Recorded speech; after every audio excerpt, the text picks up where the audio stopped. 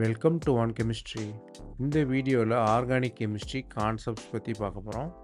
இதில் சைக்ளோஹெக்சேனோட stability, structure, complete டிஸ்கஷனை பார்க்க போகிறோம்.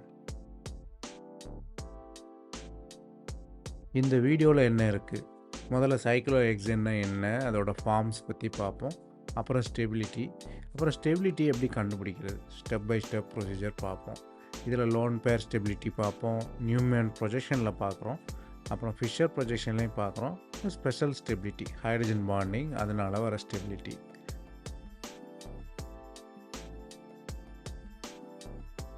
சைக்ளோஹெக்சேன் நிறைய விதமாக எழுதலாம். கார்பன் ஹைட்ரஜன் வச்சு எழுதலாம், இல்லைன்னா ஸ்கெலிட்டல் ஃபார்மில் எழுதலாம், சேரில் எழுதலாம், போட்டில் எழுதலாம், ஹாஃப் போட்டில் எழுதலாம். அதே நியூமேன் ப்ரொஜெக்ஷனில் எழுதலாம், கன்ஃபர்மேஷனில் எழுதலாம், ட்விஸ்டட் சேர், இல்லைனா சைக்ளோஹெக்சேன் பிளானார் ஸ்ட்ரக்சராகவும் எழுதலாம். எல்லாமே சேம், எதையும் நீங்கள் குழப்பிக்க வேணாம். எல்லாமே சைக்ளோஹெக்சேனை தான் ரெப்ரசன்ட் பண்ணுது. கன்ஃபர்மேஷன் மட்டும்தான் வேரி ஆகும். யூஸ்வலாக பார்த்தீங்கன்னா 4 கான்ஃபிகரேஷன் தான்: chair, twisted boat and half boat. சேருங்கிறது ஈஸியாக புரிஞ்சுக்க முடியும். அந்த கடைசி டெர்மினலில் இருக்க கார்பன் மேலேயும் கீழேயும் போகிறது தான் சேர். கீழே உள்ள அந்த ப்ரௌன் கலர் எக்ஸாம்பிளில் பார்த்தீங்கன்னா தெரியும். ட்விஸ்டட் போட்னாலும் சேம் தான். அது என்னென்னா, கார்பன் ஆட்டத்தை பேப்பர் மாதிரி எடுத்துக்கிட்டிங்கன்னா அதை ட்விஸ்ட் பண்ணிங்கன்னா கிடைக்கிறது தான் ட்விஸ்டட் போட்டுங்கிறது அந்த 2 கார்பனையும் அப்படியே அபோவாக தூக்கி பிடிக்கிறது. இது சேர் ஃபார்மில் லிட்டில் வேரியேஷன். ஹாஃப் போட்னா என்னென்னா, ஒரே ஒரு கார்பனை மட்டும் ஏற்றி பிடிக்கிறது. ஸோ பிளேன் ஆஃப் த பேப்பரை இமேஜின் பண்ணிங்க அப்படின்னா உங்களால் 4 ஃபார்மையும் கரெக்டாக எழுத முடியும்.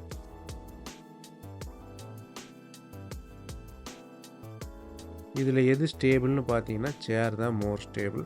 அப்புறம் ட்விஸ்டட் போட். இதில் ஏன்னா ரிப்பல்ஷனை அவாய்ட் பண்ணுறதுனால இந்த ஆர்டர் வந்திருக்கு. அடுத்து போட்டு, கடைசியாக ஹாஃப் போட் ஃபார்ம் ஏன் அன்ஸ்டேபிள்னால், இந்த ஃப்ளாக் போல் ஹைட்ரஜன், அதாவது ரெண்டுமே ஒரே பொசிஷனில் இருக்கிறனால, ஸ்டீரிக் எஃபெக்ட் இருக்கனால அது கிடைக்காது. அப்புறம் டிரான்ஸ்ஃபார்ம் தான் மோர் ஸ்டேபிள். அதே ஹைட்ரஜனை நீங்கள் சேர் ஃபார்மில் எழுதிங்கன்னா அது அபோவ் அண்ட் பிலோவாக மாறும். அதனால் சேர் ஃபார்ம் தான் ரொம்ப ஸ்டேபிள்.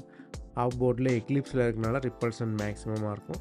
ட்விஸ்டட் போட் ரிஃப்ளெக்ஷனை மாற்றி விடுறதுனால கொஞ்சம் ஸ்டேபிளாக இருக்கும். ஆனால் நீங்கள் சேரை மட்டுமே ஞாபகம் வச்சா எல்லாத்தையுமே எழுதிடலாம். சேர் ஃபார்ம் மட்டும் வரைகிறது எப்படின்னு கற்றுக்கோங்க.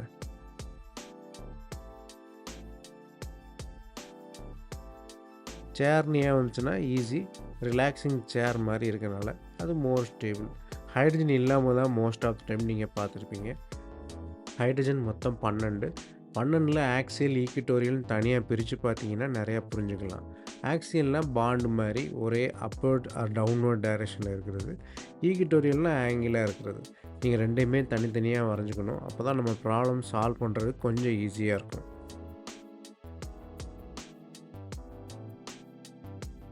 இதில் ரிங் ஃப்ளிப் அப்படிங்கிற கான்செப்ட் ரொம்ப முக்கியம். ரிங் ஃப்ளிப்னால் என்னென்னா, ஆக்சியல் ஈக்வட்டோரியலாக மாறுறது. ஆக்சியல் ஈக்வட்டோரியலாக ஏன் மாறுது அப்படின்னு கேட்டிங்கன்னா, ஈக்வட்டோரியல் தான் ஸ்டேபிள்ங்கிறனால சிஸ்டம் ஈக்வட்டோரியல் நோக்கி மூவ் ஆகும், ஸ்டெபிலிட்டி நோக்கி மூவ் ஆகும். ஸோ ரிங் ஃப்ளிப் அப்போ என்ன நடக்கும்னு பார்த்தீங்கன்னா, ஆக்சியல் ஈக்வட்டோரியலாக மாறும், ஈக்வட்டோரியல் ஆக்சியலாக மாறும். இது இம்பார்ட்டன்ட் ஃபேக்ட், நீங்கள் ரொம்ப ஞாபகம் வச்சுக்கணும். இந்த சைக்ளோஹெக்சேனில் ரொம்ப அடிக்கடி நீங்கள் கேள்விப்படுற வார்த்தை பல்கி குரூப், ஸ்ட்ரெயின். பல்கி குரூப்னால் என்னென்னா, நிறைய கார்பன் உள்ள குரூப்பை பல்கி குரூப்னு சொல்லுவோம். அது எப்பப்போ வருதோ ஸ்ட்ரெயின் அதிகமாக இருக்கும். உங்கள் எல்லாருக்கும் தெரிஞ்ச மாதிரி டெர்ஷரி பியூட்டைல் தான் அதிகம். அப்புறம் ஃபினைல், ப்ரோப்பைல், அப்படியே கார்பன் குறைஞ்சிட்டே போய் மெத்தில், ஹைட்ரஜன் தான் எந்த எஃபெக்ட்டுமே தராது. அதனால் அது ஸ்டேபிள், ஸ்ட்ரெயின் கம்மின்னு வச்சுக்கலாம். ஸோ பல்கி குரூப்பை தான் நம்ம லாக்கிங் குரூப்புங்கிறோம். ஏன்னா அதுதான் ஸ்ட்ரக்சரை லாக் பண்ணி ஸ்டெபிலிட்டியை நோக்கி கொண்டு போகுது. ஸோ பல்கி குரூப்பை லாக்கிங் குரூப்பை ஞாபகம் வச்சுக்கோங்க. மோஸ்ட்லி டெர்ஷரி பியூட்டைல் தான் வரும்.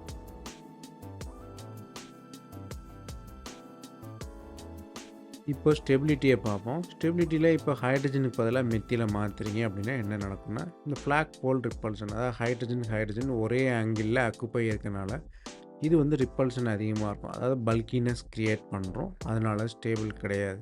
அப்போது ஆக்சியலில் இருந்துச்சு அப்படின்னா ஸ்டேபிள் கிடையாது. ஏன்னா ஃப்ளாக் போல் ரிப்பல்ஷனால் குரூப்பு ரிங்கு ஃப்ளிப் ஆகி ஈக்வட்டோரியலுக்கு மாறிடும். ஸோ பல்கி குரூப் இருந்தாலே ஸ்ட்ரெயினாக இருக்கும். அதனால் பல்கி குரூப்பை எப்பயுமே நீங்கள் ஈக்வட்டோரியல் பொசிஷனில் தான் எழுதணும். அடுத்து ஆக்சியல் ஈக்வட்டோரியல்.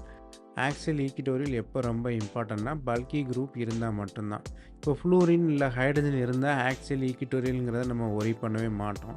ஏன்னா எந்த பொசிஷனில் இருந்தாலும் ஸ்ட்ரெயின் இருக்காது, ஸ்டெபிலிட்டியை நோக்கி தான் சிஸ்டம் இருக்கும்.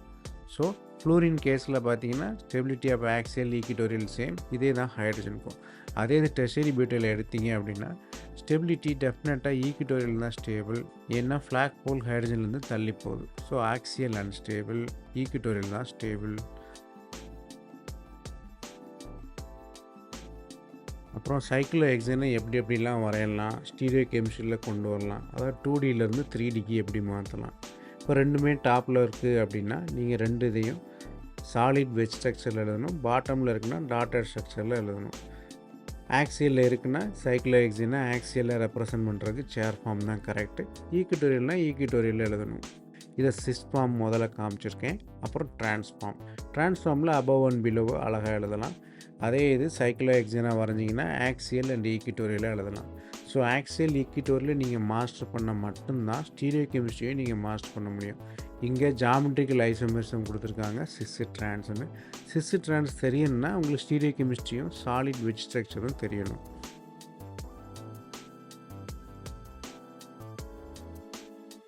எப்படி ஸ்டேபிள் ஸ்ட்ரக்சரை நம்ம எழுதலாம், ஸ்டெப் பை ஸ்டெப்பாக பார்த்தீங்கன்னா முதல்ல பல்கி குரூப் எதுன்னு கண்டுபிடிக்கணும், அதை ஈக்விட்டோரியலில் வச்சுக்கணும். ஈக்விட்டோரியல்னு சொல்லும் போது அது லாக்கிங் குரூப். அப்புறம் அடுத்த பல்கி குரூப்பில் ஸ்டார்ட் பண்ணணும். அப்புறம் ரிப்பல்சனை ஸ்டடி பண்ணி அதை நம்ம பிளேஸ் பண்ணணும். ஹைட்ரஜன் பாண்டிங் இருக்கான்னு பார்க்கணும். ஹைட்ரஜன் பாண்டிங் எப்போ இருக்குன்னா ஃப்ளூரின், ஆக்சிஜன், நைட்ரஜன் இருக்கும்போது. அப்புறம் ரிப்பல்சன் பார்க்கணும். லோன் பேர் அதிகம், நீங்கள் விஎஸ்பிஆர் தியரியில் படிக்கிற மாதிரி. அப்புறம் பாண்ட் பேர், லோன் பேர், அப்புறம் பாண்ட் பேர். நிறைய பல்கி குரூப் இருக்குன்னா என்ன பண்ணேன், பல்கி குரூப் எல்லாத்தையுமே ஈக்விட்டோரியல் பொசிஷனில் எழுதுனா தான் அது ஸ்டேபிள். அப்புறம் பல்கினஸ் ஆர்டரை ஞாபகம் வச்சுக்கோங்க. டெர்ஷியரி பியூட்டைல், அப்புறம் ஃபீனைல், ப்ரொப்பைல், மெத்தில், அப்புறம் எத்தில், லீஸ்டாக ஹைட்ரஜன். இங்கே கொஞ்சம் எக்ஸாம்பிள்ஸ் கொடுத்துருக்கேன். இந்த காம்பவுண்டை பார்த்தீங்கன்னா ஸ்டீரியோ கெமிஸ்ட்ரி கொடுக்காம ஸ்டேபிள் ஸ்ட்ரக்சர் எழுத சொல்கிறாங்க. 1,4 பொசிஷனில் மெத்திலும் டெர்ஷியரி பியூட்டைலும் இருக்குது. ஸோ சைக்ளோஹெக்சேனில் சேர் ஃபார்ம் தான் ஸ்டேபிள், அதை வரைஞ்சிக்கிறோம். அப்புறம் டெர்ஷியரி பியூட்டைல் தான் பல்கி, அதில் ஸ்டார்ட் பண்ணுறோம், லாக் பண்ணுறோம், அது ஈக்விட்டோரியல். அப்போ மெத்தில் எங்கே வரும், ஆக்சியலில் எழுதுனீங்கன்னா சிஸ்ஸாக இருக்கும், ஆனால் ஈக்விட்டோரியல் எழுதும் போது தான் ஸ்டேபிள். ஸோ ரெண்டுமே ஈக்விட்டோரியலில் இருக்கலாம், ரெண்டும் டிரான்ஸ்ஃபார்ம், அதான் ஸ்டேபிள். ஸோ இங்கே என்ன கொடுத்துருக்காங்கன்னா, இங்கே ஸ்டீரியோ கெமிஸ்ட்ரி பற்றி கொஸ்டினே இல்லை, ஸ்டேபிள் ஸ்ட்ரக்சர். அப்போ ரெண்டையுமே நம்ம ஈக்விட்டோரியலில் எழுதுகிறோம், ஆன்சரை கண்டுபிடிக்கிறோம். அடுத்த எக்ஸாம்பிளில் பார்த்தீங்கன்னா ஸ்டீரியோ கெமிஸ்ட்ரியை மெத்திலும் ஐசோப்ரோப்பைலும் சைக்ளோஹெக்சேனில் இருக்குது. ரெண்டுமே டிரான்ஸ் பொசிஷனில் இருக்குது. Methyl above the plane, isopropyl below the plane. நம்ம அஸ் யூஸ்வல் சைக்ளோஹெக்சேனில் ஸ்டார்ட் பண்ணுறோம். முதல்ல ஐசோப்ரோப்பைல் எழுதுகிறோம், அதை ஈக்விட்டோரியல் எழுதுகிறோம், ஏன்னா அதான் பல்கி குரூப். அப்புறம் மெத்தில் எழுதுகிறோம். மெத்தில் ஆக்சியல் எழுதணுமா ஈக்விட்டோரியல் எழுதணுமா பார்த்தீங்கன்னா ஆக்சியல் தான் எழுதணும், ஏன்னா relationship trans. So axial equatorial relationship பார்த்து தான் நீங்கள் எழுதணும். அடுத்து அன்யூஷுவல் ஸ்டெபிலிட்டி இன் ஆக்சியல் ஃபார்மில் பார்ப்போம். நார்மலாக ஆக்சியல் அன்ஸ்டேபிள்னு பார்த்துருக்கோம். அதுக்கு எக்ஸாம்பிள் என்னென்னா மெத்தில் ஹைட்ரஜனை கம்பேர் பண்ணி படிச்சிருக்கோம். ஆனால் எப்போல்லாம் ஆக்சிஜன் வருதோ இந்த ப்ராப்ளம் நமக்கு கிடையாது.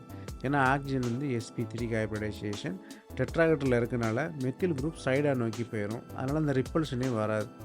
ஸோ பார்த்தீங்கன்னா ஆக்சியலி ஈக்விட்டோரியலும் ஆல்மோஸ்ட் சேமாக இருக்கும். So unusual stability of axial எப்போ வரும்னா நீங்கள் எப்போல்லாம் மீத்தாக்சி குரூப்பை பார்க்குறீங்களோ அப்போல்லாம் இந்த ஐடியாவை ஞாபகம் வச்சுக்கணும். சில நேரம் உங்களுக்கு நியூமன் ஃபார்ம் கொடுத்து குழப்பலாம். நியூமன் ஃபார்மில் பார்த்தீங்கன்னா நீங்கள் நார்மலாக மீத்தேன் வரைகிற மாதிரியே வரைஞ்சி ஸ்டாகரில் வரைஞ்சிங்கன்னா கிடைக்கிறது நியூமன். எல்லாத்துக்குமே தெரியும் ஸ்டாகர் தான் ஸ்டேபிள், அதனால் சேர் ஃபார்ம் டெஃபினட்டாக ஸ்டாகர்டாக தான் இருக்க முடியும். அப்புறம் போட் ஃபார்மில் எல்லாமே எக்லிப்ஸ்ட், நீங்கள் பார்த்தாலே தெரியும் சேமாக போட் மாதிரியே வந்துடுச்சு, அதான் எக்லிப்ஸ். ஒன்றுக்கு பின்னாடி ஒன்று வரும். ஸோ ரிப்பல்சன் அதிகம், அதனால் அது அன்ஸ்டேபிள். அப்புறம் சில ஃபோர்ஸ்டு ஸ்ட்ரக்சர் அப்படின்னா என்ன அர்த்தம்னா இப்படி தான் இது இருக்க முடியும் அப்படின்றத பார்ப்போம். இங்கே சைக்ளோஹெக்சேனில் 2 ஹீட்டோன் இருக்குது. ஹீட்டோன் உங்களுக்கு நல்லாவே தெரியும், sp2 கார்பன், அது கார்பனைலுங்கிற பொசிஷனில் இருக்கனால அது ஸ்ட்ரக்சரில் டெட்ராஹெட்ரலோட எப்படி அலைன் ஆகும்னா முடியாது. அப்போ என்ன பண்ணணும், ட்விஸ்டட் பாண்ட். ட்விஸ்டட்னா ஒரு பேப்பர் எடுத்து இல்லை கயர் மாதிரி முறுக்கி வச்சிங்கன்னா கிடைக்கிறது தான் கிடைக்கும். எப்போயாவது ஸ்ட்ரக்சர் என்னன்னு கேட்டாங்கன்னா ட்விஸ்டட் சைக்ளோஹெக்சேன் பாண்ட். அதே மாதிரி 2 டெர்ஷரி பியூட்டைல் குரூப் இருந்தால் சிஸ்டம் ரொம்ப ரிப்பல்ஷனாக இருக்கும். அப்போ என்ன பண்ணணும்னா சேம் ட்விஸ்டிங் நடக்கும். ட்விஸ்ட் நடக்கிறதுனால நீங்கள் பார்த்தீங்க அப்படின்னா ரெண்டுமே பேப்பரை ட்விஸ்ட் பண்ண மாதிரியான ப்ராடக்ட் வரும். ஸோ கார்பனைல்லையும் டெர்ஷரி பியூட்டைல்லையும் ட்விஸ்டட் தான் மோர் ஸ்டேபிள். அப்புறம் எக்ஸ்ட்ரா ஸ்டெபிலிட்டி எப்போ வரும்னா ஹைட்ரஜன் பாண்ட் இருக்கும்போது. இப்போ உங்கள்கிட்ட டயால் இருக்குது அப்படின்னா நீங்கள் ஈக்குவட்டோரியல் எழுத ட்ரை பண்ணக்கூடாது, ஹைட்ரஜன் பாண்டிங் வர பொசிஷனில் எழுதணும். ஹைட்ரஜன் பாண்டிங் எப்போ வரும் அப்படின்னா ஆக்சிஜனும் பக்கத்தில் இருக்கும்போது அது ஒன்லி ஆக்சியலில் தான் பாசிபிள். ஸோ 1,3 பொசிஷனில் இருந்தால் டெஃபினட்டாக ரெண்டுமே ஆக்சியலில் தான் இருக்க முடியும். ஹைட்ரஜன் பாண்ட் ஸ்ட்ராங்காக இருக்கும். அதே இது ரிங்கில் ஹெட்ரோ ஆட்டம் இருந்தால் என்ன பண்ண, 2 ஹெட்ரோ ஆட்டம் இருந்து ஒரு ஆல்கஹால் இருந்துச்சு அப்படின்னா அதுவும் ஹைட்ரஜன் பாண்டை ப்ரொமோட் பண்ணி OH ஆக்சியலில் தான் இருக்க முடியும். ரெண்டுமே அன்யூசுவல் ஸ்டெபிலிட்டி, ஆக்சியலில் ஸ்டேபிள். அடுத்து பார்த்திங்கன்னா போட்டில் சர்ப்ரைசிங்காக இருக்கும். ஏன் போட் அப்படின்னா 1,4 பொசிஷனில் எப்படி இது பாசிபிள், அப்போது ஸ்ட்ரக்சரே பெண்ட் ஆனால் தான் பாசிபிள். ஸோ நைட்ரஜனும் ஆக்சிஜனும் சேர் ஃபார்ம்லேருந்து அப்படியே ஸ்விட்ச் ஆகி போட் ஃபார்முக்கு மாறி இது ஸ்டேபிள். போட் ஃபார்ம் யூஸ்வலாக எங்கேயுமே வராது, இந்த ஹைட்ரஜன் பாண்டிங் வர கேஸில் மட்டும்தான் போட் ஃபார்ம் வரும். ஸோ அன்யூசுவல் ஸ்டெபிலிட்டியில் ஹைட்ரஜன் பாண்ட் ரொம்ப முக்கியம். 1,4 இருந்தால் போட் ஃபார்ம், 1,3 இருந்தால் ஆக்சியல் பொசிஷன். அடுத்து repulsion and stability.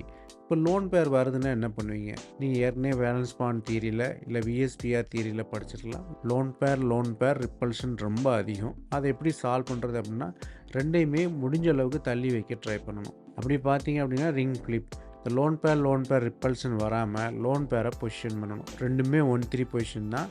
Oxygen repulsion வராமல் இருக்கணும்னா ரிங் ஃப்ளிப் ஆகி ஆக்சிஜன் தள்ளி போயிடணும்.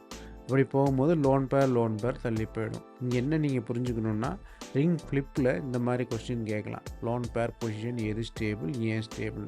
லோன் பேருங்கிறது ஃபுல் எலக்ட்ரான், ரிப்பல்ஷன் மேக்ஸிமமாக இருக்கும். அதனால் லோன் பேரை எப்போயுமே அவைவாக வச்சுக்கோங்க, VSPR தியரி மாதிரியே. இங்கே எக்ஸப்ஷன் ஆஃப் ஸ்டெபிலிட்டியை சம்மரைஸ் பண்ணியிருக்கேன். ஹைட்ரஜன் பாண்டிங் 1,3 இருந்துச்சு அப்படின்னா ஆக்சியல் ஸ்டேபிள். அப்புறம் டைஹீட்டோன் இருந்துச்சுன்னா ட்விஸ்டட் ஸ்ட்ரக்சர் ஸ்டேபிள். அப்புறம் லோன் பேர் ரிப்பல்ஷன் இருக்க மாதிரி ஸ்ட்ரக்சர்ஸ் நம்ம எழுதக்கூடாது. ஹைட்ரஜன் பாண்டிங் ஸ்ட்ரிங்கில் ஹெட்ரோ ஆட்டம் இருந்தாலும் பாசிபிள், பல்கி குரூப் இருந்தாலும் ட்விஸ்டட் ஸ்ட்ரக்சர் பாசிபிள். இங்கே சம்மரியை பார்ப்போம். எப்போயுமே ஸ்டெபிலிட்டி ஆர்டரை மெமரி பண்ணிக்கோங்க. அந்த நேரம் உங்களால் இமேஜின் பண்ண முடியாது. சேர் தான் ரொம்ப ஸ்டேபிள், ஹாப் போர்ட் தான் least stable, twisted boat next come, then boat. இப்போ ரிங் ஃப்ளிப்பை நல்லா ஞாபகம் வச்சுக்கோங்க, ஆக்சியல் ஈக்குவட்டோரியலாக மாறும். அப்புறம் பல்கி குரூப் தான் லாக்கிங் குரூப். பல்கி குரூப் எப்போயுமே ஈக்குவட்டோரியல் பொசிஷனில் தான் இருக்கும்.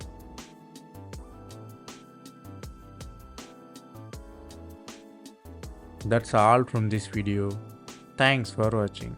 If you have any suggestion or feedback, comment below.